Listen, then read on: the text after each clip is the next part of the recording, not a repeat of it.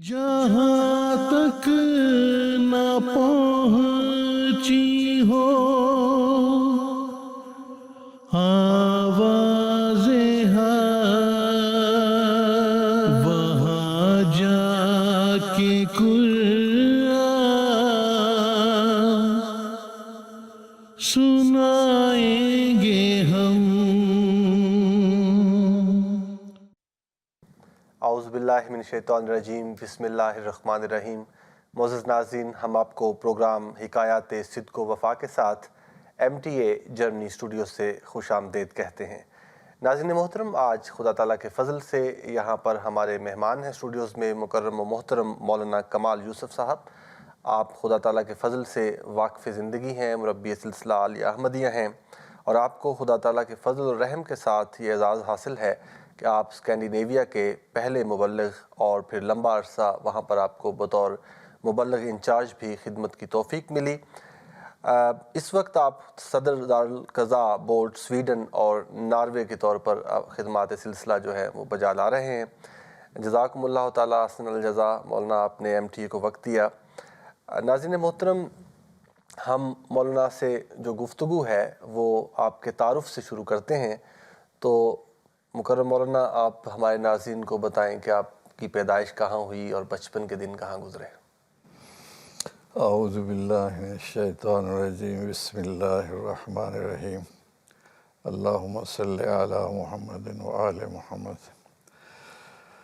خاکسار کی پیدائش قادیان میں ہوئی ہے، اور وہ زمانہ تھا حضرت مسلم موعود کا زمانہ تھا۔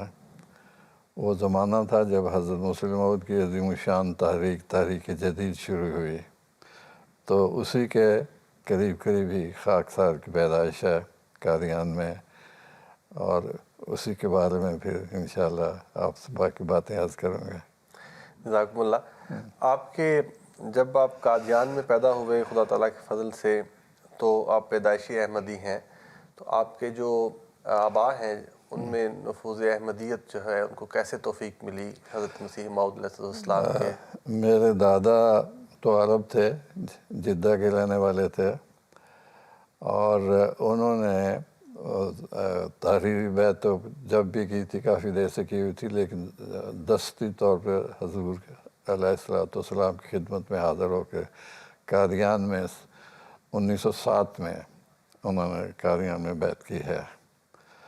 تو عربوں میں پہلے موسی غالباً جہاں تک میرے علم ہے میرے دادا تھے۔ پھر میرے دادا کو یہ شرف حاصل ہے جس میں مجھے بھی بڑا اللہ تعالیٰ کے فضل سے خوشی ہوتی ہے کہ آپ کی صاحبزادی کی شادی حضرت مسلم موعود سے ہوئی۔ تو صاحبزادہ مرزا وسیم صاحب قادیان میں ہیں، وہ میرے فرسٹ کزن تھے۔ لیکن میری جو دادا سے یا والدہ سے جو تعلق تھا اس وجہ سے زیادہ نہیں تھا، کیونکہ میری والدہ فوت ہو گئی، تو پھر میرے حضرت مولانا سرور شاہ صاحب نے پالا ہے۔ اور حضرت مولانا سرور شاہ صاحب بھی صحابی تھے، اور ان صحابہ میں سے تھے حضرت السلام کے زمانے میں جو 10 امام تھے مختلف وقتوں میں جو نمازیں یا خطبہ دیتے تھے، ان میں سب سے چھوٹی عمر کے مولانا سرور شاہ صاحب تھے، جن کو حضور نے اجازت دی ہوئی تھی اپنی زندگی میں نماز پڑھانے کی۔ جزاک اللہ۔ اس حوالے سے آپ نے فرمایا کہ آپ کی والدہ صاحبہ بہت چھوٹی عمر میں وفات پا گئیں، تو پھر آپ کا وقت جو ہے زیادہ تر بلکہ سارا بچپن ہی وہ مولانا سرور شاہ صاحب رضی اللہ تعالیٰ عنہ کے گھر میں گزرا۔ تو اس بابرکت دور کی کچھ یادیں جو ہیں وہ ہمارے ناظرین کے لیے بیان فرمائیں۔ دیکھنے ایک تو میری والدہ کا ذکر خیر کہنا چاہیے، اکثر ہوتا رہتا ہے۔ میں 8 مہینے کا تھا جب ان کی وفات ہوئی ہے، لیکن جب وہ نزع کی حالت میں تھی تو ان کے والد میرے نانا مولوی سرور صاحب ان کے قریبی تھے۔ جب ان کو شبہ تھا کہ میری نماز نہ ضائع ہو جائے، ادھر سے اذان آ رہی تھی اور میری والدہ کو اوپر سے آواز دی جا رہی تھی، تو انہوں نے کہا کہ جو مجھے آواز آ رہی ہے میں ادھر جاتا ہوں۔ تو اس کو ایسی حالت میں چھوڑ کے مسجد تشریف لے گئے، اور نماز پڑھنے سے جلدی جلدی چلنے لگے تو لوگوں نے پوچھا کہ کہاں جا رہے ہیں؟ کہتے ہیں مجھے پتہ ہے میری بیٹی فوت ہو جائے گی، تو اب میں اس کے جنازے کی تیاری کر رہا ہوں۔ تو حضرت مولوی صاحب کو نماز باجماعت سے عشق تھا، اور مجھے یاد ہے کہ ایک دفعہ ایسا ہوا کہ حضرت مسلم موعود وقت سے پہلے نماز پڑھا دی انہوں نے 5 منٹ، اور مولوی صاحب جب مسجد میں داخل ہوئے تو میں تو ایسے بچہ ہی تھا اس وقت بھی، لیکن مجھے یہ شبہ ہو کہ اب گر جائیں گے، بالکل ان کا چہرہ زرد ہو گیا اس افسوس کے کہ مجھے باجماعت نماز نہیں ملی۔ تو نماز باجماعت میں وہ ایک مثال تھے، ساری نمازیں انہوں نے مسجد مبارک میں پڑھی ہیں جب وہاں موجود ہوتے تھے۔ تو ان کا بہرحال ان کا نام اس وجہ سے اکثر ذکر رہتا ہے نمازوں کا۔ نمازوں میں ایک خاص چیز جس کا تعلق حضرت مولوی سروش شاہ صاحب سے تھا، وہ تو ایک ذاتی سی چیز ہے، وہ یہ ہے کہ طریق یہ ہوتا تھا کہ مؤذن جب مسجد مبارک میں اذان دیتا تھا تو حضرت مسلم موعود کی خدمت میں جا کے عرض کرتا تھا کہ حضور نماز کا وقت ہے، تو حضور کی طرف سے پھر ہدایت ہوتی تھی۔ وہ پھر مولوی سروش شاہ صاحب کے پاس آ کے زور سے السلام علیکم حضور تشریف لائیں گے، اور اگر حضور تشریف نہیں لائیں گے تو پھر کہتے اجازت ہے۔ تو یہ روز کی ہر نماز کے بعد میں ہوتا تھا۔ اس کے بعد میں مجھے پتہ لگا کہ بعض والدین اپنے بچوں کو بھیجتے تھے کہ دیکھیں جا کے مؤذن کیا کہا ہے۔ اگر تو یہ کہا کہ اجازت ہے، حضرت مولوی صاحب کی نماز بہت لمبی ہوتی تھی، بلکہ حضرت مسلم موعود نے بھی ایک مقدمے میں ذکر فرمایا ہے کہ غالباً مقدمہ تھا تو اس میں گواہ پیش ہوا غیر احمدی تو نہیں تھا، لیکن یہ شبہ تھا کہ احمدی نہیں ہے۔ تو حضور نے اس سے پوچھا، وکیل نے اس سے پوچھا کہ بھئی تم کبھی قادیان گئے ہو؟ وہ ایک ہی دفعہ قادیان گیا تھا، کب کیسے پتہ کیا گواہی ہے کہ تم قادیان؟ وہ ایک لمبا بڈھا دے آدمی وہ دی نماز ہی نہیں ختم ہوتی۔ ٹھیک ہے تو وہی لمبی نماز پڑھاتے تھے۔ تو پھر عموماً لوگ جنہوں کو یہی خواہشات تھی کہ حضور کے پیچھے نماز پڑھیں، وہ پھر مسجد اقصیٰ میں نماز پڑھتے تھے۔ تو یہ عام روٹین تھی وہاں نمازوں کی، خدا تعالیٰ کے فضل سے۔ ویسے تو مسجدیں بھری رہتی تھیں، کوئی مسجد ساری کی ساری جتنے بھی مسجدیں ہیں خدا تعالیٰ کی فضل سے، اور اب خلافت خامسہ میں خدا تعالیٰ کی فضل سے وہ ساری مساجد جو اب ہمارے پاس ہیں وہ سب میں نماز پڑھی جاتی ہے۔ میرے خیال 12 مساجد میں آج کل نماز پڑھی جاتی ہے۔ الحمدللہ۔ اس بابرکت ماحول میں یہ سوال، بہرحال بچپن ایسے پاکیزہ ماحول میں گزرا ہو تو دین کی طرف توجہ تو ہوتی ہے، لیکن زندگی وقف کرنے کا جو خیال ہے وہ آپ کو کیوں کر اور کب آیا؟ اصل بات یہ ہے، ایک تو مجھے فزیکلی بڑا قرب تھا مسجد مبارک جہاں حضرت مسلم موعود نمازیں پڑھاتے تھے۔ دوسری ہے کہ اسی زمانے میں حضرت مسلم موعود نے دعویٰ کیا، اور میری عمر غالباً 10 سال ہوگی، مجھے وہ یاد ہے وہ خطبہ جو حضور نے ارشاد فرمایا کہ میں مسلم موعود ہوں جنہوں نے دعویٰ کیا ہے، میں بھی اس میں حاضر تھا۔ اسی خطبے کے دوران ہی مجھے یاد ہے کہ حضرت مفتی محمد صادق صاحب رضی اللہ تعالیٰ عنہ کھڑے ہو کے کہا کہ حضور میں آپ ہی مان لاتا ہوں، آپ مسلم موعود ہیں۔ تو اس کے زمانے میں حضور کی ویسے بھی اللہ تعالیٰ نے آپ کو وہ جذب بخشا تھا کہ ہر انسان جو بھی قرب میں آتا تھا وہ کھینچا جاتا تھا، اس کی آپ نے کوئی خوبی ہو یا نہ ہو علیحدہ بات ہے۔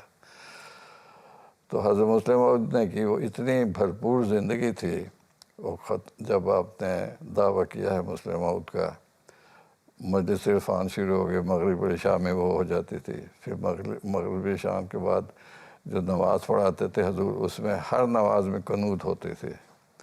قنوت سے مراد یہ نہیں کہ دعائے قنوت پڑھی جاتی تھی، بلکہ دوسری دعائیں پڑھی جاتی تھیں، اور اتنی رکت سے پڑھی جاتی تھیں کہ آدمی وہ مطلب اس آدمی کو بھول نہیں سکتا، اتنی سوز ہوتی تھی۔ اس کے نتیجے میں حضور کی زبان میں اتنی جذب تھی، جو بھی تحریک کرتے تھے مطلب اس میں نہ کرنے کی تو گنجائش ہوتی نہیں تھی۔ حضور نے کہہ دیا تو کرو بس، کوئی مطلب سوچنے کی بھی ضرورت نہیں ہوتی تھی کہ آدمی کس سے مشورہ کرتا ہے۔ مجھے تو ذہن میں ایک دفعہ کبھی خیال ہی نہیں آیا، میں نے کبھی بتایا بھی نہیں کسی کو کہ میں نے زندگی وقف کی ہوئی ہے۔ وہ اتنی طبعی رد عمل تھا، اور میں سمجھتا ہوں کہ حضور کا یہ جذب تھا، یہ کشش تھی، ورنہ میں کون مجھے یہ سعادت مل ہی نہیں سکتی تھی اگر میں سوچتا رہتا اور مشورہ کرتا رہتا یا مجھے اور کوئی مشورہ دیتا. تو میں کہنا حضرت مسلم موعود کو یہ کمال تھا. میری طرف تو میں اکثر منسوخ نہیں کر سکتا. ویسے میں نے آپ کو لطیفہ تو سنا دیا ہے وہ بحری جہاز والا. ہمارے ناظرین کو بھی سنائیں.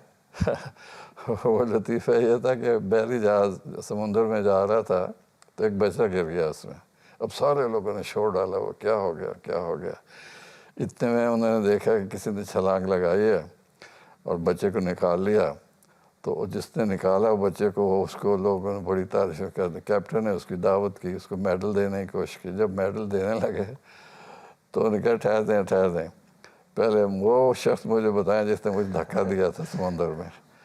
تو یہ حضرت مسلم موعود نے دھکا دیا ہمیں. یہ حضرت مسلم موعود کا کمال تھا. وہ جو آپ بیان فرما رہے تھے مولانا جلال الدین صاحب شمس کی واپسی کا قادیان میں ذکر, وہ بھی بڑا تاریخی واقعہ ہے. اس سے اصل جو میرے اپنے قریب کے جو دوست ہیں جنہوں نے وقف کی ماشاءاللہ بڑا اعلی مقام پر بھی ان کو ملا, ان کے وہ اکثر یہ بیان کرتے تھے کہ قادیان میں جب حضرت مولانا جلال الدین شمس تشریف لائے انگلینڈ سے واپس آئے تو گاڑی پہ اسٹیشن پہ جو قادیان کا اسٹیشن سارا قادیان وہاں آیا ہوا تھا اور حضرت مسلم موعود بھی وہاں تشریف لائے. اس سے لوگ جو نوجوان تھے بڑے متاثر ہوئے کہ دیکھیں اللہ تعالیٰ نے حضرت مسلم موعود کے دل میں مبلغین کی کتنی قدر ہے واقف زندگی کی. اسی زمانے میں حضرت مسلم موعود نے 9 واقفین تاریخ جدید کو ایک ہی مرتبہ اکٹھے بھیجا. اس کو بھی حضور چھوڑنے کے لیے تشریف لائے. تو یہ جو جس طریق سے اس زمانے میں مبلغین کو ایک خاص عزت کی نگاہ سے دیکھا جاتا تھا, وہ ایک بہت بڑی تاریخ تھی وقف کی. لیکن میں نے نہیں کبھی میرے ذہن میں کبھی ان کو دیکھ کے خیال نہیں آیا کہ زندگی وقف کروں. میں نے کیا جیسے عرض کی ہے کہ بس حضور نے اعلان کیا تو میں تو اپنے آپ کو وقفی سمجھا کہ میں وقفی ہوں. تو پھر جب 8ویں کی جماعت میں نے مکمل کی ہے تو مولوی عبدالرحمن صاحب جٹ رضی اللہ تعالیٰ عنہ کا کارڈ آ گیا ہمارے گھر میں کہ جی آپ وقف زندگی ہیں, آپ مدرسہ احمدیہ میں آ کے داخل ہوں. تو میرے نانا جو تھے انہوں نے مجھے پتہ گھر میں داخل ہوئے کارڈ انہوں نے پکڑا ہوا تھا تو میں نے ان کو اتنا خوش کبھی اپنی پوری زندگی میں نہیں دیکھا. انہوں نے آ کے مجھے تو نہیں کہا کہ اب اسکول چھوڑ دو, اب جامعہ مدرسہ احمدیہ میں جانا ہے. تو ان کو بھی خوشی تھی لیکن ان کو نہیں پتا کہ میں نے وقف کیا ہوا. اس زمانے میں جب آپ نے تعلیم مکمل کی جامعہ سے تو شاہد کی ڈگری تھی اور کیا آپ نے ڈگری حاصل کی؟ نہیں, اس وقت تو جامعۃ المبشرین نہیں ہوتا تھا. ان میں ایک اور جامعہ ہوتا تھا, مجھے اس کا نام نہیں یاد آ رہا. اس میں سینئر مبلغین پڑھتے تھے, بلکہ اس میں نام مجھے ایگزیکٹلی یاد نہیں آتا. ایک کوٹھی میں سارے رہتے تھے یہ جو جتنے بھی سینئر مبلغ ہیں ہمارے, یہ جو تھے ہمارے عبداللطیف صاحب جرمنی کے مبلغ تھے, یا حافظ قدرت اللہ صاحب تھے. اسی طرح لندن میں جتنے بھی مبلغ تھے وہ ایک جگہ پر, مجھے اس کا نام یاد نہیں آ رہا, جامعۃ المبشرین کہلاتا تھا, وہ کیا کہلاتا تھا. لیکن اس وقت شاہد کی ڈگری نہیں ہوتی تھی. شاہد کی ڈگری تو بعد میں میرا خیال ہے کہ ربوہ کی شروع ہوئی ہے. قادیان میں شاہد کی ڈگری نہیں ہوتی تھی. ٹھیک ہے. اس کے بعد جی فرمائیے. دوسرے یہ کہ جب میں پڑھتا تھا تو شاہد کی ڈگری ہوتی تھی. لیکن حضرت مسلم موعود جب یہاں تشریف لائے ہیں دوسری دفعہ لندن تشریف لائے ہیں صحت کی وجہ سے علاج کے لیے, تو وہاں حضور کو ایک نوجوان ملا سویڈن کا. تو اس نے حضور کی کہ حضور اگر سویڈن میں مشن کھولیں گے تو سب سے پہلا احمدی میں ہوں گا. تو حضور نے اس وقت فیصلہ کر لیا. تو میری تعین ہو گیا اور انہوں نے کہا جی کہ اس نے تو جامعہ نہیں پاس کیا, اس کا میرا آخری سال تھا. تو حضور نے کہا اس نے جامعہ پاس کر کے کیا کرنا, اس کو ویسے ہی بھیج دو. تو شاید کی اگر ڈگری مجھے ملی ہے, شاید ملی ہوگی, لیکن وہ اللہ واسطے کی ہے, میری ڈگری صحیح معنوں میں نہیں. یعنی آپ کا جو تقرر ہے ویسے تو تمام مبلغین جو ہیں وہ خلیفہ وقت کی منظوری سے اور ان کو تعینات کیا جاتا ہے، لیکن آپ کا جو آپ کی پہلی تقرری ہے وہ حضرت مسلم موعود رضی اللہ تعالیٰ عنہ نے فرمائی ہوئی ہے، جزاکم اللہ۔ تو یہ پھر آپ کی روانگی جو ہے پاکستان سے وہ کس ملک کے لیے، اسکینڈینیویا کے کس ملک میں آپ سب سے پہلے تشریف لائے اور روانگی کا وقت؟ اصل میں چودھری ظفر اللہ خان صاحب رضی اللہ تعالیٰ عنہ کا مشورہ یہ تھا کہ گاٹھنبرگ جو ہے وہ مرکز، وہ مطلب اسٹاک ہولم، اوسلو اور کوپن ہیگن کے ایک ہی فاصلے پہ ہے، وہ کیپٹل تو نہیں ہے لیکن ایک لحاظ سے پورے اسکینڈینیویا کو ریچ کے لیے آسانی ہے وہاں جانے سے۔ تو مجھے وہاں گاٹھنبرگ کے لیے بھیجا گیا تھا، لیکن اس وقت جو یورپ میں ذمہ داری تقسیم کی گئی تھی، یورپ کو دو حصوں میں تقسیم کیا گیا تھا۔ شیخ ناصر احمد صاحب ایسٹ یورپ کے انچارج تھے اور وہ سوئٹزرلینڈ میں رہتے تھے۔ چودھری عبداللطیف صاحب جو ہیمبرگ میں تھے وہ ویسٹ یورپ کے وہ سارے انچارج تھے۔ تو سب سے پہلے میں یہاں ہیمبرگ آیا تھا، تو ہیمبرگ سے پھر جب ہم نے جانا تھا تو چودھری ظفر اللہ خان صاحب اس ہیگ میں ہوتے تھے، انہوں نے خط لکھا یا خط ہی لکھا ہوگا کہ میں چھٹیوں پہ فن لینڈ جا رہا ہوں۔ اس وقت چاچا نے کار رکھی ہوئی تھی، چاچا کار نہیں رکھتے تھے ویسے، تو تم ہمارے ساتھ جاؤ۔ تو ہم چودھری ظفر اللہ خان صاحب کی کار میں، میں اور چودھری عبداللطیف صاحب، ہم پھر گاٹھنبرگ گئے تھے۔ تو اس لحاظ سے ایک صحابی بھی اس شام میں کی برکتیں بھی ہمیں ساتھ نصیب ہو گئیں، پہلی دفعہ چودھری صاحب کو قریب سے دیکھا۔ ماشاءاللہ۔ تو وہاں پر جب آپ روانہ ہوئے ہیں تو خاک سار یہ عرض کر رہا تھا، اس وقت آپ کو حضور کی طرف سے حضرت مسلم موعود رضی اللہ تعالیٰ عنہ کی طرف سے کچھ نصائح فرمائی گئی تھیں، وہ اگر تاریخ کے حوالے ہم کر سکیں۔ اصل یہ ہے کہ حضور کی اس وقت ہدایات جو تھیں وہ تو تفسیر کو ملتی تھی۔ مجھے یاد ہے کہ نائب وکیل تفسیر صاحب مسجد میں ایک دفعہ بیٹھے ہوئے تھے، تو حضور نے غیر العصر کی نماز تھی، حضور نے کہا کہ یہ کمال جا رہا ہے تو اس کو کہ فلانی 4 کتابوں کے نام لیے، یہ پڑھ کے جائے، اور پھر خصوصیت سے حضور نے کہا کہ فن لینڈ میں ٹرکس ہیں، ان سے بھی اس نے رابطہ کرنا ہے۔ یہ حضور کی پہلی ہدایت تھی۔ دوسری براہ راست تو ہدایت نہیں تھی اس زمانے میں، کیونکہ فنڈز جو تھے فارن کرنسی اسٹیٹ بینک منظوری دیتا تھا، اس کے بغیر آپ ٹکٹ نہیں خرید سکتے تھے۔ تو مجھے جانے میں کچھ دیکھ رہے ہوگی تو حضور نے پوچھا یہ جا کیوں نہیں رہا، کہ کوئی مسئلہ ہے اس کا؟ انہوں نے کہا کوئی مسئلہ نہیں ہے، جماعت کے پاس پیسے کوئی نہیں ہے۔ اچھا۔ تو اس وقت پھر حضور نے خطبہ پڑھا، حضور نے پوچھا کیوں نہیں ہے؟ تو وہ اس وقت آرچر بشیر آرچر صاحب غالباً برٹش گیانا یا اس کے ساتھ ہی کسی ملک میں رہتے تھے، وہاں فسادات شروع ہو گئے، تو مرکز نے ان کو واپس بلایا لیا۔ تو اب وہ لمبا سفر بھی تھا، پھر ان کو بچے بھی ہوں گے، اور دوسرے حضور کا خیال یہ تھا کہ ہوائی جہاز کی سواری بہت مہنگی ہے۔ حضور تو پہلی دفعہ بحری جہاز سے گئے تھے انگلستان جب تشریف لائے، تو حضور نے کہا یہ لوگ ہوائی جہاز پہ کیوں جاتے ہیں، بحری جہاز پہ جائیں۔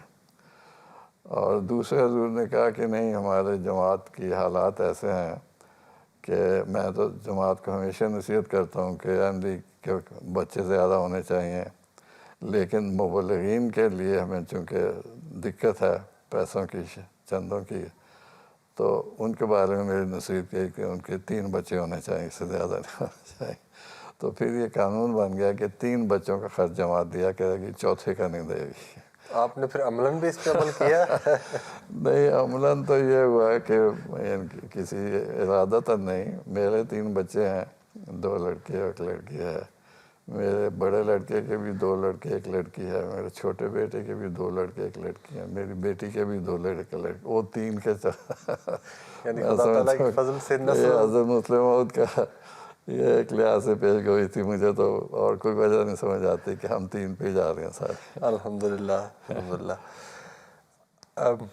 اس جب آپ نئے کسی ملک میں آتے ہیں تو وہاں پر آ کر اجنبی زبان ایک بہت بڑا مسئلہ ہوتا ہے، ثقافت کی تو بہرحال مختلف ہوتی ہی ہے زبان، اور آپ تو اسکینڈینیویا میں تو بہت سارے ممالک ہیں، ایک مجموعہ ہے ممالک کا، تو یہ آپ نے وہاں سے سیکھ کے آئے یا یہاں آ کر زبان سیکھی؟ اصل میں ایک تو حضرت مسلم موعود کی ہدایت یہ تھی، میں آپ کو بتانا بھول گیا، کہ زبان سیکھنے کا آسان طریقہ یہ ہے کہ جو مزدور ہوں ان کے پاس جا کے کھڑے ہو جائے، کیونکہ ان کا وقت ہوتا ہے، وہ ان کو بھی بندہ چاہیے کو بات ہے۔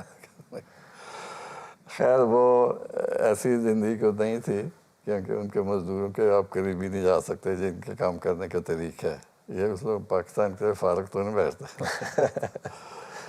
لیکن مجھے پھر ویسے چونکہ پڑھنے کا شوق ہوتا تھا، میں نے عموماً جو پرانی سیکنڈ ہینڈ دکانوں اخباروں کے یا کتابوں کی دکان ہے نا، وہاں سے میں کوئی نہ کوئی کتاب لے لیتا تھا، وہ بڑی سستی ہوتی تھی، وہ میں نے پڑھنی، کوئی ایک لفظ سمجھ آ گئی، کیونکہ اس کو مجھے جو اس کا مین پلاٹ ہوتا ہے وہ سمجھ آ جاتی، ناول ہوتے تھے، تو آہستہ آہستہ میں نے تینوں زبانوں میں بڑی بے شمار کتاب، وقت بھی اس وقت کافی ہوتا تھا کیونکہ جماعت تو کوئی تھی نہیں، میں اکیلا ہی ہوتا تھا، تو کچھ تھوڑی بہت میں اسکول میں جا کے بھی پڑھی، لیکن زبان مجھے پوری طرح عبور، جسے کہتے ہیں عبور حاصل ہے، وہ مجھے نہیں ہے۔